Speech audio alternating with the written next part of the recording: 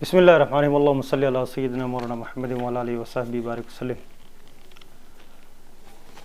السلام علیکم دوستو، اپنا گرد و نواح کا اور اس چینل کا ضرور خیال رکھا کریں۔ ایک بات جو میں نے آپ سے آج کل اس کی بڑی ضرورت ہے۔ اخلاقیات بہت بڑی چیزیں ہیں جس کے اوپر میں اکثر بات کرتا رہتا ہوں۔ 5 بنیادی اصحاف ہوتی ہیں۔ برے اخلاق اعمال کی ایک طویل فہرست بنائی جا سکتی ہے۔ ان میں سے کچھ ایسے ہیں جو جڑ اور بنیاد کی حیثیت رکھتے ہیں۔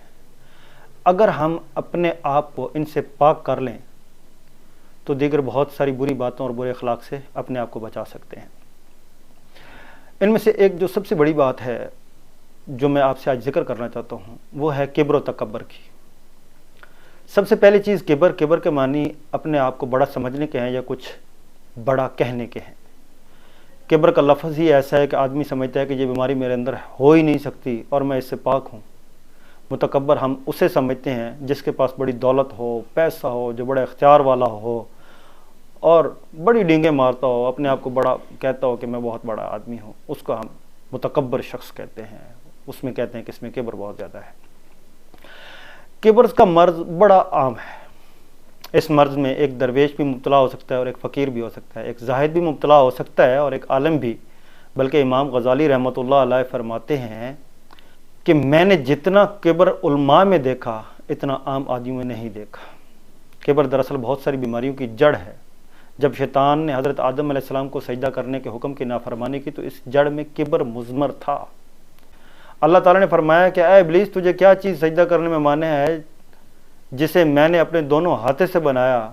تو بڑا بن رہا ہے یا تو ہی کچھ اونچے درجے کی ہستیوں میں سے ہے؟ اس نے جواب دیا، میں اس سے بہتر ہوں، آپ نے مجھے آگ سے پیدا کیا ہے اور اس کو مٹی سے بنایا ہے۔ گویا اس نے تکبر کیا، اپنے آپ کو بڑا سمجھا اور خاک کے پتلے کو سجدہ کرنا اپنی شان اور مقام و مرتبے کے خلاف سمجھا۔ یہ وہ تکبر تھا جو شیطان نے کیا۔ تو کبر جو ہے اس کو ہم سمجھ نہیں پاتے کہ ہماری زندگی میں ہے اور ہم اس میں مبتلا ہیں اور ہم اس سے اپنے آپ کو کیسے بچا سکتے ہیں۔ اب ایک اور چیز جو میں آپ سے عرض کرتا ہوں کیا ہے، اب دیکھیں کبھی کبھی کوئی معاملات، کوئی چیزیں ایسی ہو جاتی ہیں کہ انسان جو ہے نا وہ ان کو کرنے کی کوشش کر جاتا ہے کہ میں ایسے کرتا ہوں۔ غصہ، انتقام، تمسخر، غیبت، بے شمار امراض ہیں جو کبر کے بطن سے ہی پیدا ہوتے ہیں۔ کبر کی تعریف ہی یہ ہے کہ آدمی اپنے آپ کو سمجھنے لگے۔ اس لیے اب دیکھیں کہ بڑا سمجھا اور میں سمجھا کہ میں سب سے آگے ہوں، یہ میں کچھ بھی نہیں مجھ سے کوئی آگے نہیں جا سکتا، یہ بھی نہیں ہو سکتا، وہ بھی نہیں ہو سکتا۔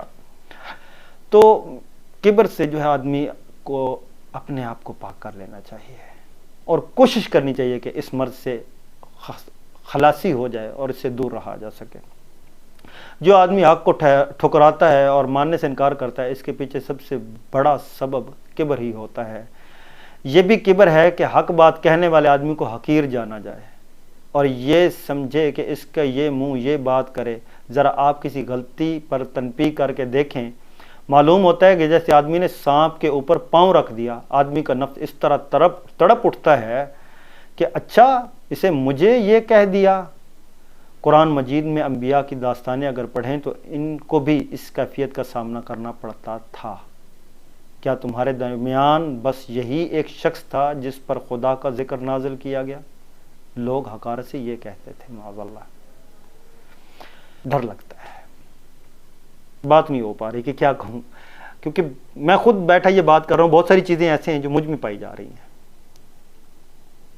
اور مشکل ہے ان سے خلاصی کرنا، ان سے نبرد آزما ہونا، ان سے لڑنا۔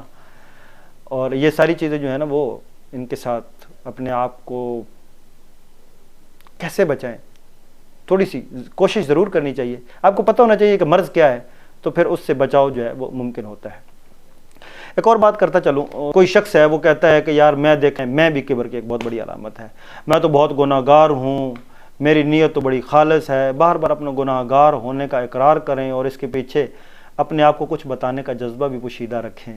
یہ ایسا جذبہ ہے جو غیر محسوس طور پر بھیس بدل کر کیا انسان کے اندر عود کرتا ہے، اس کے اندر یہ رونق پیدا کرتا ہے، اس کو کہتا ہے کہ تکبر جو ہے وہ اٹھتا ہے، اس کے اندر کہیں نہ کہیں تو یہ چیز چھپی ہوئی ہے نا، جو وہ بار بار یہ تکرار کرتا ہے۔ اگر کوئی کسی کی تعریف کر دے کہ یار آپ بہت اچھے ہیں، مخلص ہیں، تو وہ کہتا ہے نہیں نہیں جی آپ کی ذرا نوازی ہے، میں تو ایسا نہیں ہوں، تو آپ کیسے کہہ سکتے ہیں کہ میں تو گناہ گار سا آدمی ہوں، بار بار یہ کرنا، عجز و انکساری دکھانا۔ یہ بھی مجھے آج حیرانگی ہے کہ ایسے معاملات بھی کبر کے اندر آتے ہیں، اور کبر کے ہوتے ہیں معاملات۔ کبر سے اپنے آپ کو بچانا چاہیے، تواضع، عاجزی، انکساری اختیار کرنی چاہیے۔ یہ سمجھنا چاہیے کہ ہر آدمی جسے اللہ نے پیدا کیا، اس کے اندر اس نے اپنی روح پھونکی ہے، لہٰذا انسان ہونے کی حیثیت سے سب انسان برابر ہیں، حتیٰ کہ وہ نوکر جو گھر میں کام کر رہا ہے، اس کے بارے میں یہ سمجھنا چاہیے کہ اس کی بھی دو آنکھیں ہیں، دو کان ہیں، وہ بھی انسان ہے، اس کو بھی اللہ تعالیٰ نے دنیا میں ہماری طرح پیدا کیا ہے۔ خواہ دنیا میں اس کو رتبہ کچھ دے دیا ہو، چنانچہ وہ فرد جسے اللہ نے گھر میں نوکر چاکر بنا دیا ہو، یا وہ عورت جسے گھر میں کسی کی بیوی بنا کر شوہر کے متحد کر دیا ہو، اس سے اس انسان ہونے کی حیثیت میں کوئی فرق نہیں پڑتا، سب کو اس مٹی سے پیدا کیا ہے، سب انسان برابر ہے۔ اب یہ ایک طویل موضوع ہے، اس کے اوپر بات کریں تو لمبی ہوتی جائے گی۔ اگر آپ دوست کہیں تو ہم اس سیریز کو آگے بڑھائیں گے اور اس کو لے کے چلیں گے۔ آج کچھ ایک دو چیزیں اور ہیں جو میں آپ کو عرض کر دوں کہ اس میں کیسی کیسی اور چیزیں ہیں جو ہے وہ آپ کے سامنے پیش کرتا ہوں۔ کوئی اپنے آپ کو خواہ کتنا ہی عالی نسب سمجھ لے، آپ کی نسل اب کی نسل جا کر ایک ہی آدمی سے ملتی ہے، وہ حضرت آدم علیہ السلام ہیں، وہ سید ہوں یا پٹھان ہوں یا رائی ہوں یا کسی بھی نسل سے تعلق رکھتا ہو، سب آدم علیہ السلام کے اولاد ہیں، تو ہم سب آپس میں مسلمان بھائی بھائی ہیں۔ کسی کا کوئی اور نسب نہیں۔ انسان کس چیز پر کیا اترائے؟ شکل و صورت تو اللہ کی دی ہوئی ہے، مال و دولت ایک عارضی چیز ہے، جو کچھ دیا گیا اللہ کا دیا ہے، کبریائی تو صرف اللہ کے لیے ہی ہے۔ دن میں سینکڑوں دفعہ آدمی اللہ اکبر کہتا ہے، سنتا ہے، اذان میں، اقامت میں، نماز میں، جو بار بار تکرار ہے، اللہ بڑا، اللہ سے بڑا کوئی نہیں، اللہ ہی سب سے بڑا ہے۔ یہ اس لیے ہے کہ اگر کوئی احترام ہے تو صرف اللہ کے لیے ہے، اگر کوئی بڑائی ہے تو صرف اللہ کے لیے ہے، چنانچہ فرمایا گیا صرف اللہ کے سامنے سجدہ کرو اور تواضع اختیار کرو۔ نبی کریم صلی اللہ علیہ وسلم سے عالی مرتبہ انسان اور کون ہو سکتا ہے؟ آپ صلی اللہ علیہ وسلم کو کسی کام سے کوئی شرم نہ تھی، بکری کا دودھ دھو لیتے تھے، گھر والوں کے لیے سودا لاتے تھے، اپنا جوتا خود گانٹ لیتے تھے، کپڑوں میں پیوند خود لگا لیتے تھے، اور گھر میں آتے تو بیویاں ہمیشہ مسکراتے رہتے، بچوں کو بھی سلام کر لیتے تھے اور عورتوں کو بھی۔ لیکن ہمارے ہاں لوگوں کو یہی گلہ ہوتا ہے کہ مجھے پہلے سلام کیوں نہیں کیا، اٹھ کے کیوں نہیں ملے، بیٹھنے کے لیے صبح جگہ کیوں نہ دی گئی، تقریر کی فہرست میں میرا نام یہاں پہ کیوں نہیں ہے، اس سے پہلے کیوں نہ آیا، یہ اس کے بعد کیوں آ گیا، اجتماع میں مجھے کیوں نہیں بلایا، وغیرہ وغیرہ۔ یہ بہت ساری ایسی چیزیں ہیں جو انسان کو اس طرف راغب کرتی ہیں، اور انسان جو ہے ایک دوسرے سے گلے شکوے کرتا ہے اور اپنے اندر ان غیر محسوس طریقے سے ان چیزوں کو وہ آگے بنپنے دیتا ہے، اور وہ ان چیزوں سے اپنے آپ کو پاک نہیں کرتا، محفوظ نہیں کرتا۔ تو میری آپ سب دوستوں سے گزارش ہوگی کہ جو میں نے آج عرض کی ہے، اگر آپ لوگ مجھے اپنی رائے دیں تو اس سیریز کو بھی جاری کیا جا سکتا ہے۔ میں ہمیشہ جو کہتا ہوں کہ آپ کی تجاویز اور آپ کی آراء میرے لیے قابل محترم ہے اور مقدم ہے۔ اپنا اور اس چینل کا ضرور خیال رکھیے گا۔ مجھے دیجیے اجازت۔ السلام علیکم ورحمۃ اللہ وبرکاتہ۔